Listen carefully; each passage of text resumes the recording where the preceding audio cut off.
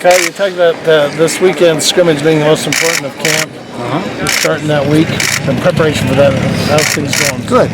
It's the culmination of 4 weeks of work. So you hope you're better off and further ahead than you were in the previous live work sessions, and so that's why it's so important. It gives us a gauge on what we've been able to accomplish in spring so far. Now we do have a few practices left after that, but the spring game is really not like a scrimmage. I mean, it's live and we're playing football, but it's not situational like the scrimmage is.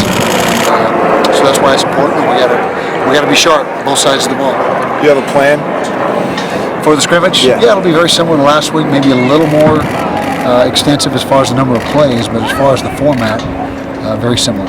Any particular positions you're looking at? Yeah, linebackers, wide receivers. So the same? Same thing. Quarterbacks are still competing, and that'll, with Troy's injury, like we talked about earlier, that'll continue into fall camp with that competition. Among the wide receivers, who's getting separation or who's distinguishing themselves? I'd say Tyrone Smith, Corey Butler before he went out with an injury. Braden Singleton before he went out. Kyle Folks doing a nice job. Caleb Rep had a good scrimmage. We'll see he didn't have as good a practice today as he needed to, but we'll see how he bounces back in Saturday's scrimmage. Wallace Gonzalez, not a receiver, I understand. He did some good things. Is it good just to have Tim Patrick out? Very good. Yeah, he's not going to get hit or tackled or anything, but just having him out here taking reps and running with the offense is huge. Do you believe he's a difference maker in the fall? We do. We think he's a guy that is going to be someone that gives us that vertical stretch, and it's a tough matchup. He's 6'4" plus and creates problems for defenses.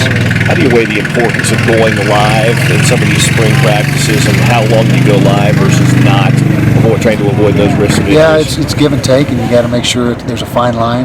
You don't want to reach the point of diminishing returns because you get too beat up.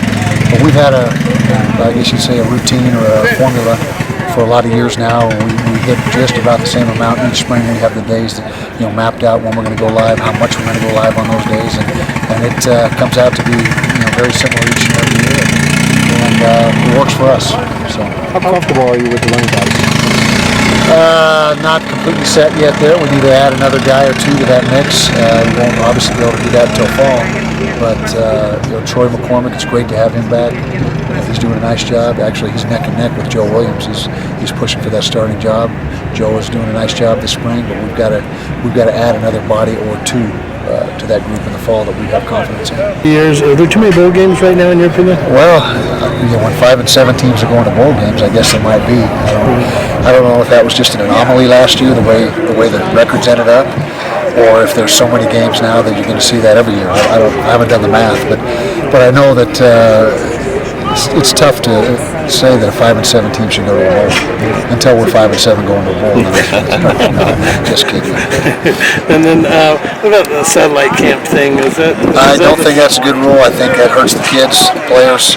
It cuts down on the amount of exposure they get, and it's all about the players. Anything that adversely affects the players, I am against, and not the high-level guys, the 4 and 5 star guys, the blue chip guys. They're going to have their scholarship offers across the country, but it's those guys that are maybe a little bit under the radar and not at the forefront are going to suffer because coaches are not going to be able to travel and come to them, and a lot of those guys don't have the means to make a tour of the country and go to a bunch of camps. It's just not feasible financially, and so I think it hurts the recruits, and therefore I think it's not a good thing. Does that affect even the all-poly camp for you guys? Yeah, it's affecting them as well. Yeah, as of right now, as it sits, the all-poly camp's going to have to change dramatically because the Division I coach is not going to be able to go work. And so now, I don't know, it's not finalized. Apparently there's some more deliberation that's going on, and they may reverse their position, but as it stands right now, that's the way we understand it.